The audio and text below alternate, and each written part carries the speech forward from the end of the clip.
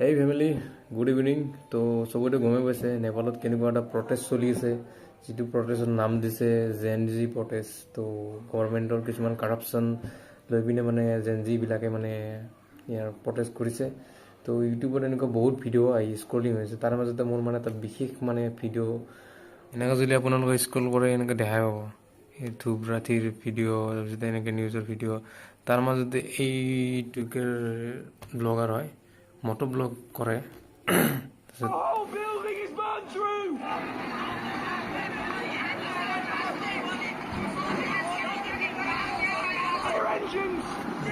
ফুটি